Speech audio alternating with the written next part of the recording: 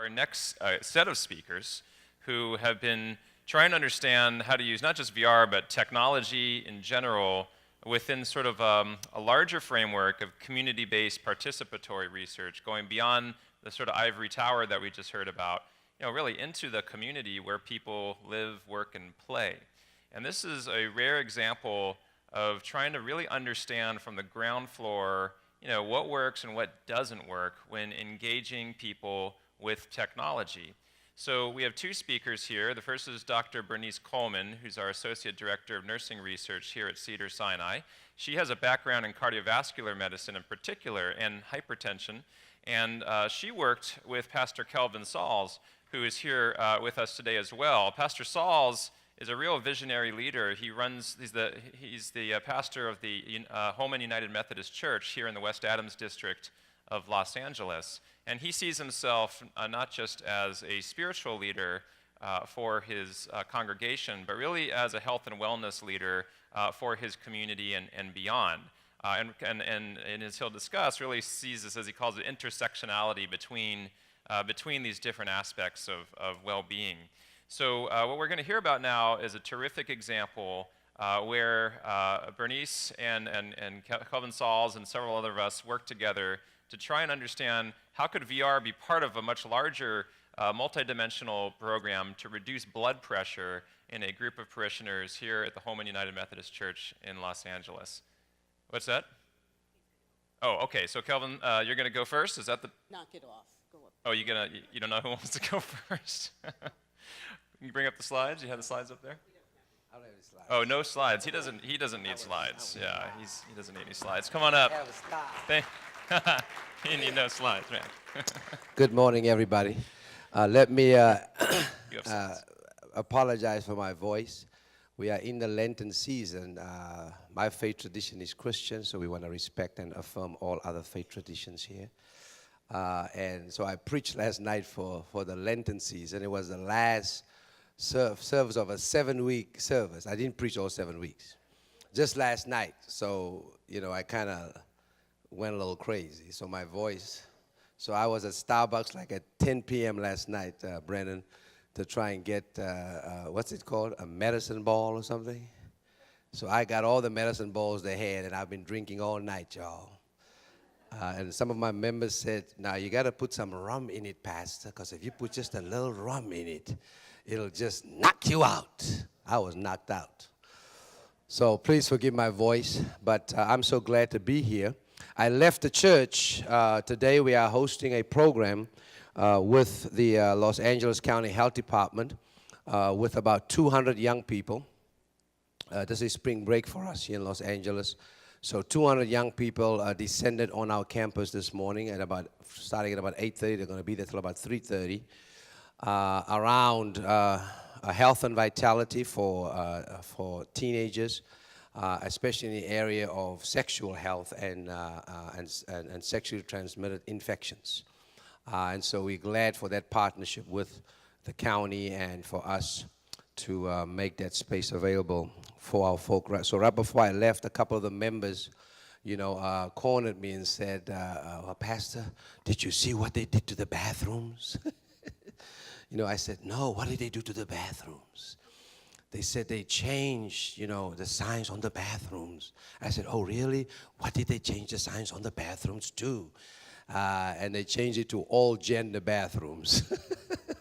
So I said, oh, that's good. We are inclusive.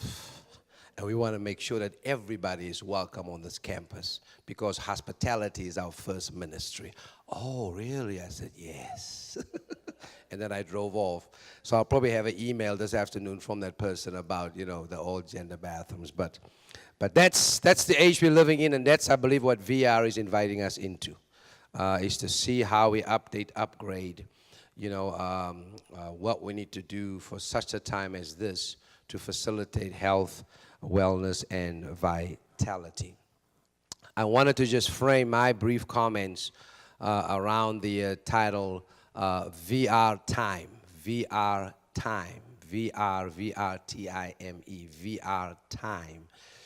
And that stands for me as vitality realized together in meaningful engagement. Let me say that again. Vitality realized together in meaningful engagement. That's what we've experienced. And I want to express appreciation to Dr. Brandon and his team for coming on board, and Dr. Bernie Coleman and her team for coming on board with us at Home United Methodist Church, where we open up that space for the entire community to see how we can employ and deploy technology to enhance and advance vitality. That's really what it boils down to for me. Anything for me as a person of faith that I can do from a holistic perspective to invite folk to embrace their future in such a way that that future enables them to be well and to live vital lives, I believe is an integral part of the faith that I seek to profess. Because I believe that God is not just concerned about saving our souls, but is also concerned about our whole being.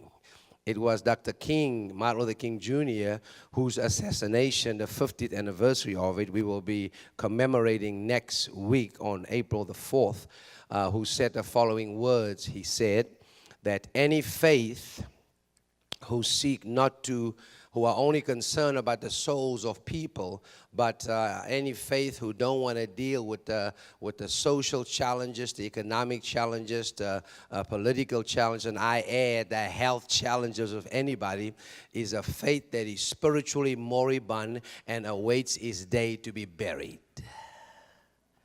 At Home United Methodist Church, that is not the kind of faith that we seek to profess.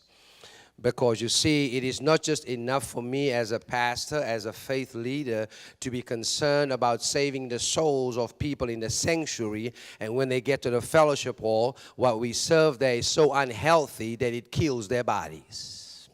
That is inconsistent for me. It is hypocritical for me to not be concerned about the whole being. And that's why our tagline at Holman is, we seek to be a hub of hope and healing and a center of wellness and wholeness. And to be able to do that, we are clear that we cannot do it by ourselves. We have to extend ourselves, make ourselves vulnerable, move beyond our comfort zone, and seek out partners who are a mission match for us to be able to accomplish that. Prior to my arrival at Holman, there has been a partnership with Cedars for some time. That partnership dissipated, and so when I arrived and we started talking about this, and I said, well, we got to look for partners because we can't do this ourselves. And somebody said, well, we used to have a partnership with Cedars. And so I asked, well, what happened with the partnership? And within about a week, that partnership was reestablished. So I want to thank Cedars for being an institution that is not just about sitting in an Eiffel Tower or sitting somewhere in some suites, and they're not concerned about what's happening in the streets. And so it is then for us as a community of faith not to just be concerned about with what happens from the pulpit or in the pew, but also how to connect that with the pavement. And so I'm glad that as Cedars are concerned about the streets and we find ourselves on the pavement, we were then able to come together to see how it is that we can form and fashion a 12 to 14-week program to see how we can invite folk into interactive and experiential preventative health education with Dr. Bernie and her team. And then once we got them right where we needed them, we then slid in behind, in the back door, kind of, Dr. Brandon and his team, you see, with all the technology. And before they knew it, they had stuff on their heads and on their faces, listening to things. And then they were even more amazed that my voice was up in there. Now, everybody was excited about that except my wife. Because she said, I got to listen to you over there too? So, Dr. Brandon, I hope we have some funding just to do just one more recording with somebody else's voice for her, all right? Because she's like, I got to listen to you at the house, now I got to listen to you at church, and now when I'm trying to relax and get well, I got to listen to you again?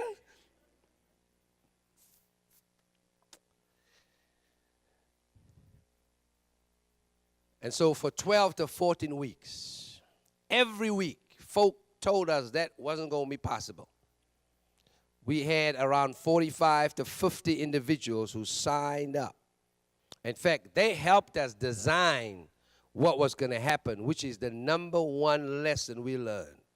So if you are a researcher, don't sit in your office somewhere and design stuff for folk and co-opt them into your research. Go and be with the people. Let them design this thing with you. And when they have ownership, you better get out the way, which is what happened with us.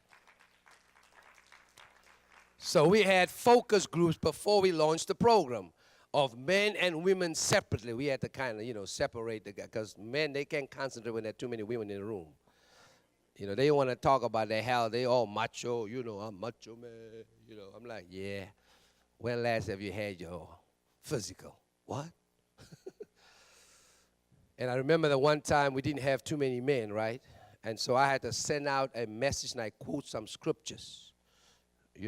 I sent out a text message because, guys, we don't want to read too much stuff. But they get a text message now. So I sent out a text message, and I had some scripture on there, and the next night we had about 30 guys there. I need to go and find that text because I may have to send it again. But men and women came together, and they helped us design this with Dr. Bernie and her team. And then we launched this So Help program nicknamed Halt the Salt. That was a combination of really inviting folk into not just partnership, but ownership in how they can facilitate their own vitality, realize their own vitality together. And that together is critical, you see, because all of us journey together. All of us checked each other together. So there was a sense of accountability that was built in. And accountability not to kind of find out where you were on your numbers, but how can I support you in getting your numbers to where it needs to be. So together for me, it means that it was an integrative approach. So I have much respect for VR. I want to take over the world, but you can't do it by yourself. You see, we had to lay the ground with preventative health education, interactive health education, experiential health education. By the time we brought VR in, seeds have been planted. I mean, the soil was tilted, and they were ready to just go. So it has to be an integrative approach because we're in this together. I love technology, don't get me wrong.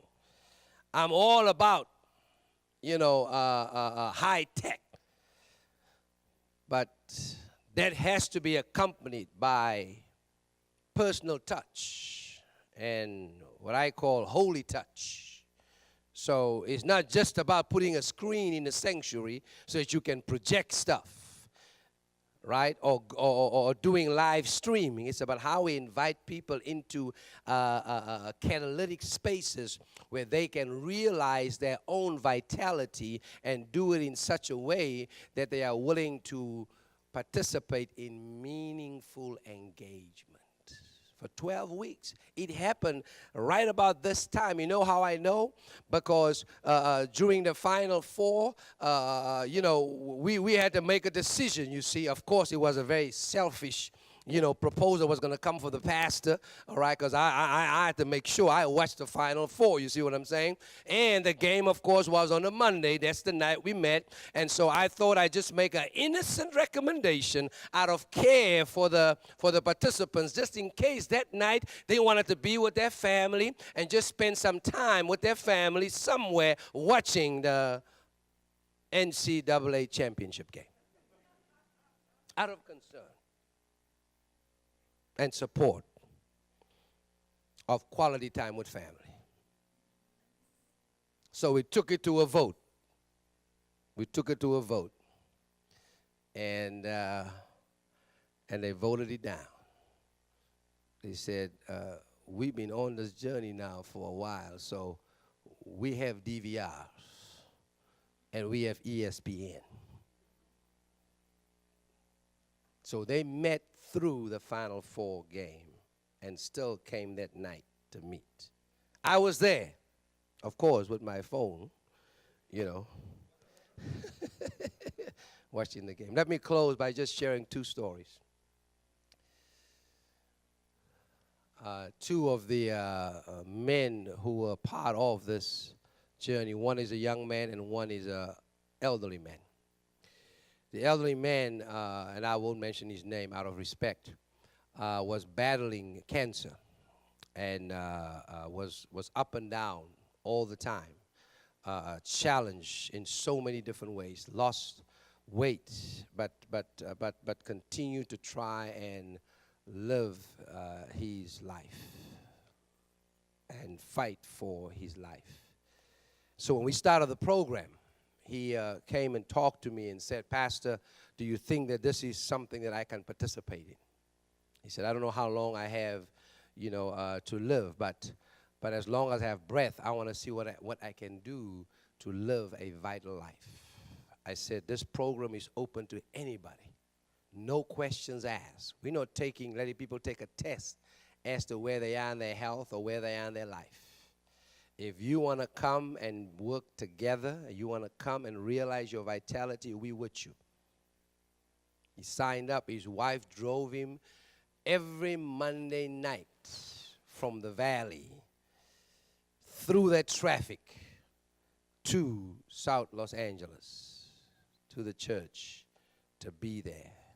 In fact, they never missed one Monday night.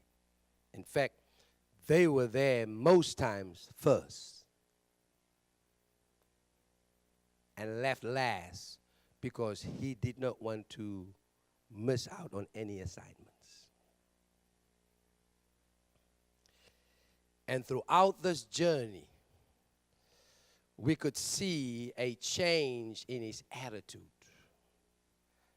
a change in his physical appearance, a change in his eyes. Because through this experience, he was able to engage in realizing his vitality together through meaningful engagement.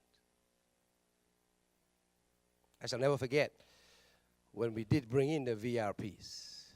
He was one of the ones who just had a blast with it as he was applying what he learned through the health education sessions and now being able to actually see all the stuff and hear the music. It wasn't that he was engaged in escapism, but it gave him a new or renewed way for engagement in his partnership with his health professionals. Melvin transitioned in December, and I had the privilege of doing his eulogy. And the title of my eulogy was Fighting the Good Fight. I believe that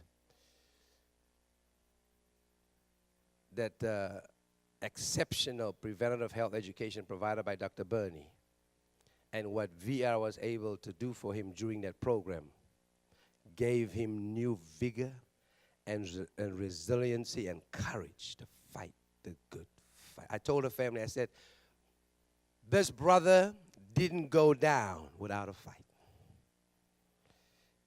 And we were privileged to be with him together till the last breath he took. Vitality realized together in meaningful engagement. Young man who one day I got a text from him. He's an RN and participated in the program. He's from Belize. All of a sudden, one day I got a text that said, "Pastor, I'm being rushed to the hospital because, something is going on, with my body. And they say that I had a stroke. I don't know how this happened because, I'm still young." He went, got his diagnosis, got his prescription and his plan. This program came along. He signed up for it. 3 weeks into the program, when he went back to his doctor said to him, I don't know what you're doing, but I'm taking you off all of your meds. Because whatever you're doing has facilitated your restoration to keep on keeping on. He was part of the article that came out. His family saw the article in New York and called him and said, would you come to New York to come and speak at a conference about this event? I'm like, well, I got to talk with the pastor first. He called me. He said, I was invited to New York to go and speak about this. I said, great. What are the dates? He gave me the dates. I said, okay, let me check my calendar. He says, Pastor, they only invited me. I said, oh, okay. I said, go ahead. You become the ambassador now to see how we can invite folk into VR time. Because that's the time that we're in and where we are right now. So we're looking forward to see how we can continue on this path of moving not just ourselves, our congregation, but our community from disparity to vitality. Now is the time to do it. Because you know, disparity is more expensive than vitality. We ought never to be comfortable with it. We ought never to accept it. Because vitality is possible for everybody, regardless of the zip code that they're living in. And I'm glad and grateful that Cedars was able to get on the streets. And I'm glad that Holman was on the pavement. And once we connected through Dr. Bernie, who built a bridge, to Dr. Brennan, and all of us are in this together now to simply declare it's VR time. Thank you so much.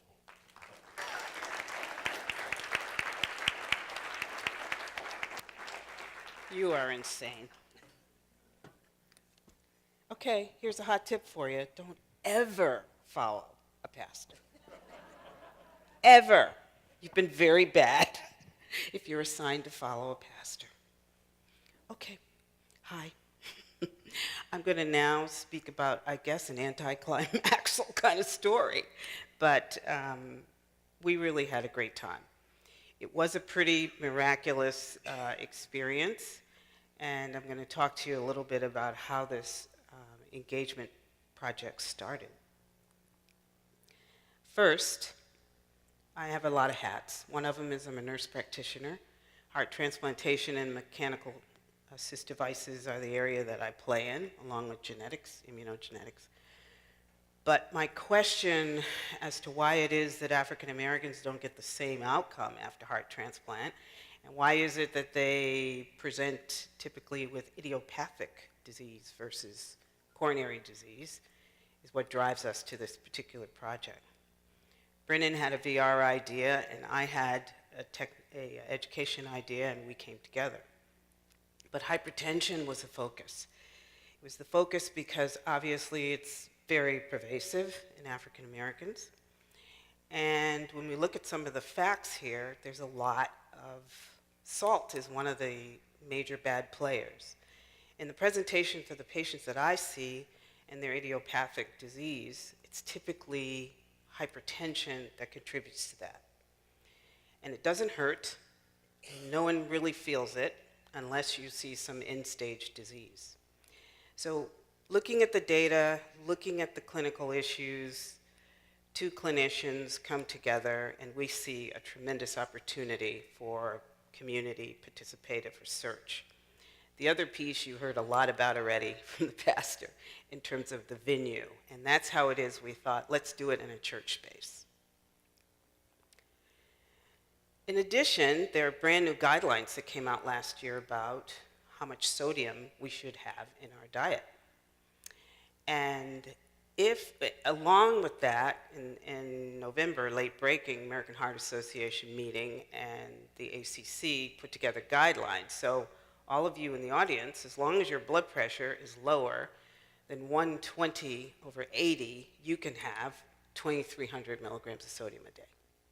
If anybody's above that, you can call yourself prehypertensive, and you get 1,500. Good luck with that. Nobody can do it. We probably have blew the wad already before lunch. You got a little ticket in there. Let's see how much salt's going to be in your lunch. So we looked at that along with hypertension, and we know that there's some really good data. These data, albeit 2010, demonstrate that there's great public health benefit, as you can see here, simply by lowering sodium in your diet. This is a study that was done in 1993, the InterSalt study.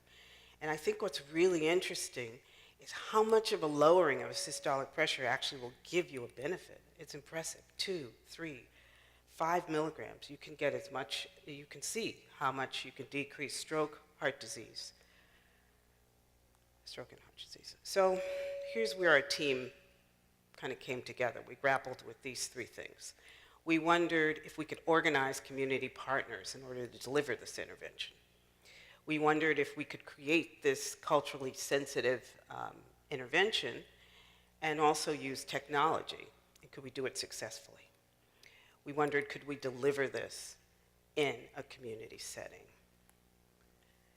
We always kept in mind that the issue of doing research anywhere around in a community setting, in a hospital setting, relative to African Americans, I'm not sure why I'm getting feedback, is relative to the issues of mistrust. Tuskegee is alive and well. Discrimination is real. So we kept that in mind, and I don't get a pass because I happen to be African American working with African American population. So we all have to keep that in mind, particularly as it relates to research. Virtual reality, I need not spend a second on this slide except to say that we saw an innovative teaching tool of bringing virtual reality into the community as an opportunity for us, and so we took it on. We knew it was going to be hard work. I think relative to the pre-phase, we had Pastor Saul speak to the pre-phase.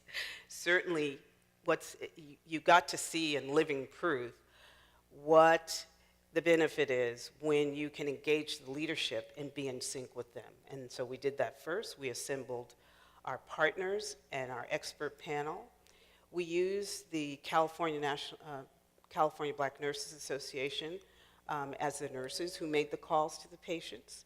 We also came together with the Holman Church Council, Health Council, and that was a collaboration. We worked with Drew, and Applied VR was our platform for creating our technology, one of our technology, the VR technology intervention.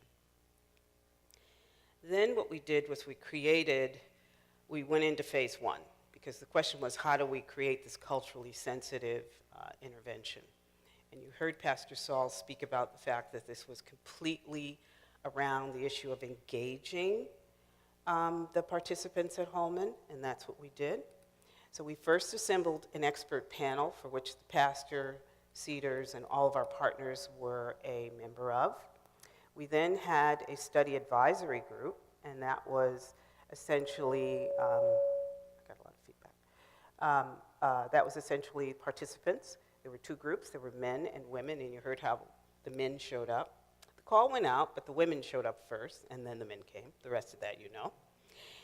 And then we used a Delphi process there to identify foods, and I'll show you in the next slide, that were special favorite foods of people. No shame.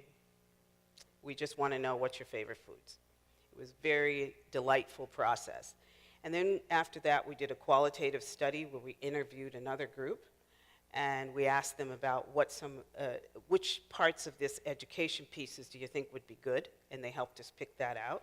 We took it back to the expert panel, and then we went about our business, except that took 6 months, and then we ran into holidays, so we couldn't start a study on a holiday, and it was decided that we would wait. So there was probably a good 6 months down because we also needed to create VR.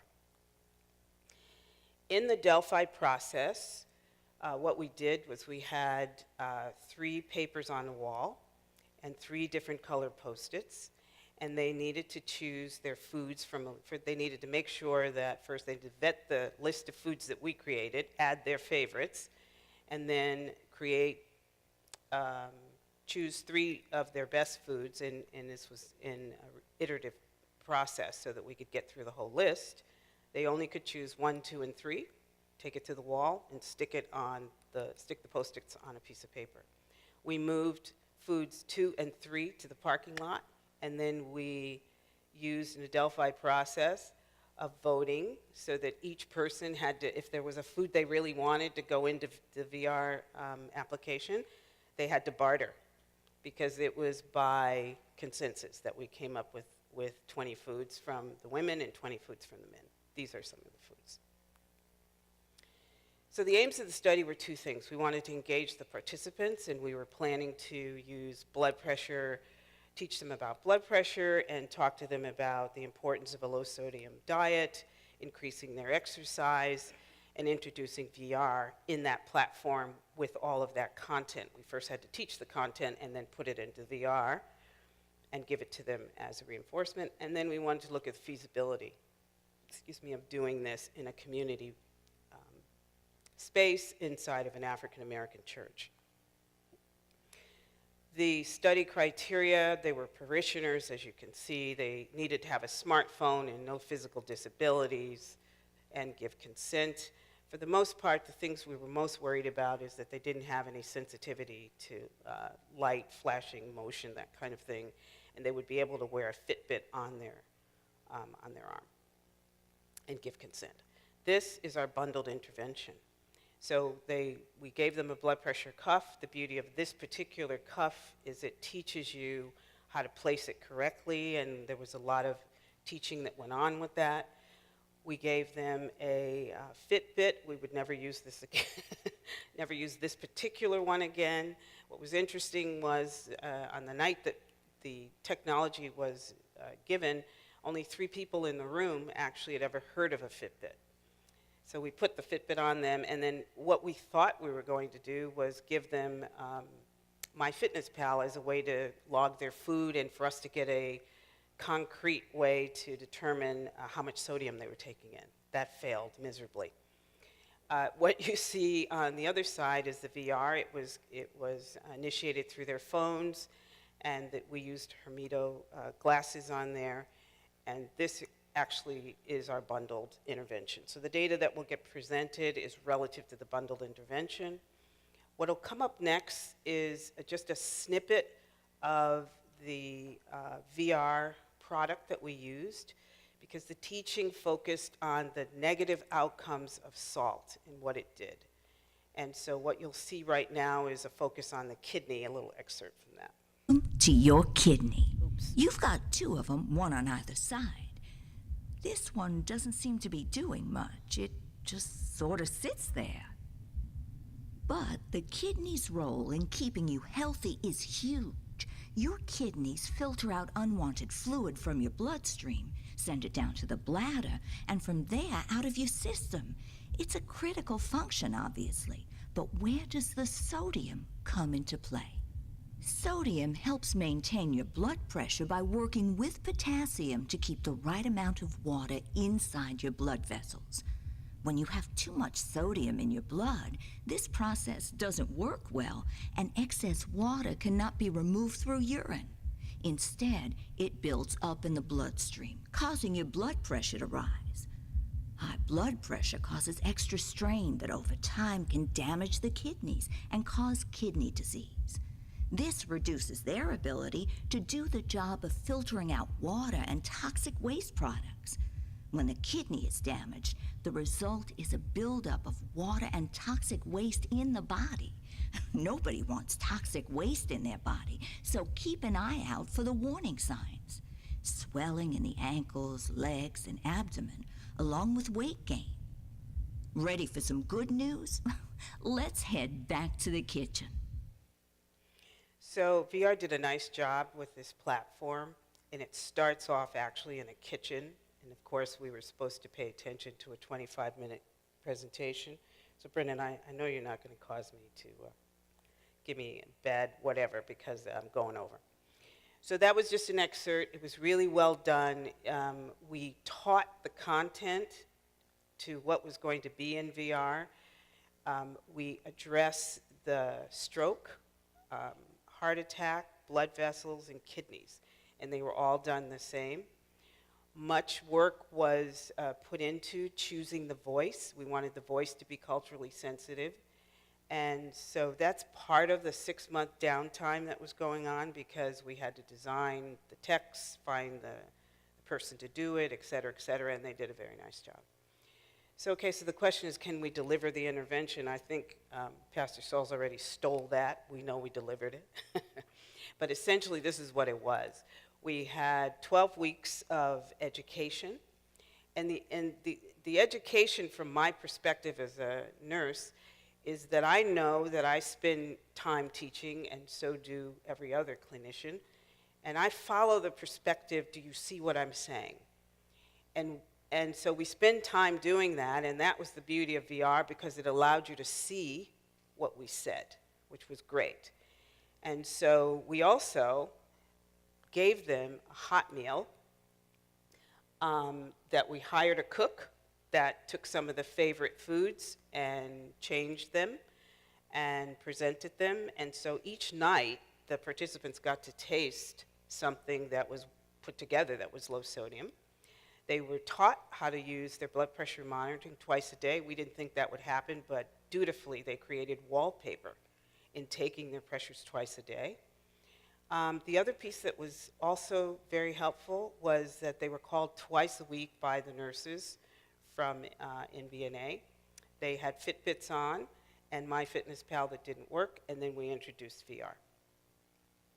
So these are some of the topics that we covered, and we collected data on week 1, week 6, week 12, and we have data also 30 days after and 3 months after, and we're finishing 6 months after right now. We don't have that data with us.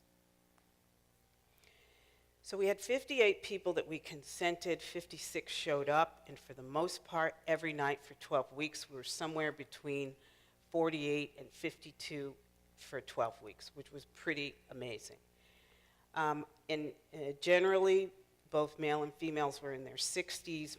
This is a very educated group. They all had at least a college degree in the 70%. 50% of them were retired. Nobody ever smoked. A number of them were diagnosed, more women than men, with hypertension, but of those diagnosed people, they were prescribed their medicines. Now, we did not ask questions, are you taking your medicines? This was really a feasibility study to see if we could educate and if we could bring VR in, and did we make any difference on blood pressure? Pastor Saul spoke about this already, but this is the beauty of the data. You can see on the far side, on the left side, my left, that at week 1, people started off, they reported their stress pretty high. It begins to drop down at 6, but what's interesting is that the social support, which was, as we saw it as researchers, it was the community that was happening at the table, the sharing of how people were working out their diets during the week. And it's very low at the bottom because they don't know anybody, but by 6 weeks, it starts to go up again, and at the end of the study, it's pretty good. It starts to fall off because that's the follow-up, and there isn't meetings anymore. But this was a very interesting concept. We didn't know what we were going to find, but we did find that, and we were excited about it. This was the surprise. So on my left is systolic and diastolics on the other side. You can see that the systolic blood pressure drops from week 1. From time 1 to time 6, plateaus and continues to drop in the post-study follow-up time. That was about 7 millimeters that it dropped. We saw on the early slide that if you can make a population impact, if you can drop it actually as low as 3. So we did well there. There's some diastolic drop as well. This, again, I caution to say that this was a small sample. This was, we didn't do any terrible statistics on it. All we were after was a signal, and we call this a signal. And this is a very good signal from our perspective. When we look at unadjusted correlations, again, on the systolic side, the amount of walking and the less time sitting seem to be positively correlated with a decrease in systolic blood pressure. Nothing here shows up on the diastolic side. Because we didn't have MyFitnessPal, we did use some surveys, and I would say that at the bottom right, how important is it to you to lower your sodium in your diet? We did pretty good there in terms of, I think we got that message across. Do you think that salt in your diet actually causes serious health problems? Yeah, but there's still a group of people who are not impressed. I mean, it's realistic. And for the most part, we were very happy with these outcomes. These, again, that was at the end of the time period. When we looked at the VR application, about 50% of the people thought it was very easy, and I'll speak to that in a second. How well did you enjoy it? Everyone enjoyed it. That was good. Did you share it with your friends? We're not sure why that didn't happen, but for the majority, they didn't. When you compare VR to the group sessions, of course they liked the group session. That's where the face-to-face was. So that's not a surprise to us. But I think what's important here is that this was a first foray into this African American space, and we're very happy with what we saw. So what were some of the lessons? Well, we had lack of compatible phones. So because we had VR running on the phones, we have different technology coming forward, but that was an issue. Email access was a problem. You know, all of us in this room live and die by email, but the average bearer is out there doing their work, and they don't necessarily need to do that. Slow internet was always a problem as well. Downloading VR. There was a lot of guidance that was necessary. My team was just amazing from the perspective of really supporting the participants. And during the sessions at Holman and also fielding calls. The usability of technology, how the VR box worked on the phone was a little bit cumbersome for us. We needed to get lender phones, and I thank the Samsung folks. I'm sure I thanked the wrong person, but we were very grateful that Applied VR got us those phones. Making the application work, we learned a lot in that process of what was difficult for people to use and what we would do going later, what we do on the next study, sorry.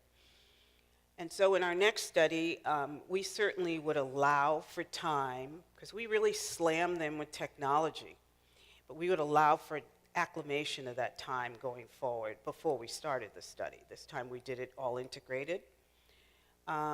There has to be a lot of support, both technical support by phone and in person. We need to ensure if the phone processes what we're going to use going forward, that everything's running appropriately with adequate internet. People understand the application. There's a little time there. We would never use the Fitbit that we had. We used this time Flex because you had to pop it out and it required a lot of dexterity.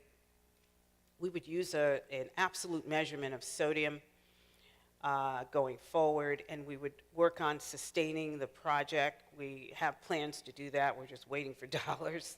We keep the nurse calls because we think that's important. We'd probably decrease to once a week. So what do we learn? We learned that you can do this work in this African American community successfully. It's critical, and I'm sure you heard how critical it is to establish these relationships and open communications with the leadership of the folk that in the spaces where you want to use that. Creating this study design using participative research can happen. And some of the cardinal points for success in the community are clearly respect. We did that. Trust, keeping your word. Encouragement and engaging people, individualizing everything, and always using transparency. Many thanks. So many people to thank. For sure, Pastor Sauls, he's here to thank himself also, isn't he? His wife was wonderful. Maybe she didn't want to hear his voice, but we loved her. She was our girl. And they both together were really struts for making this happen. And of course, Brennan and his team and Applied VR and all of our team, that is actually what made this happen. And once again, thank you for listening, but don't follow a pastor.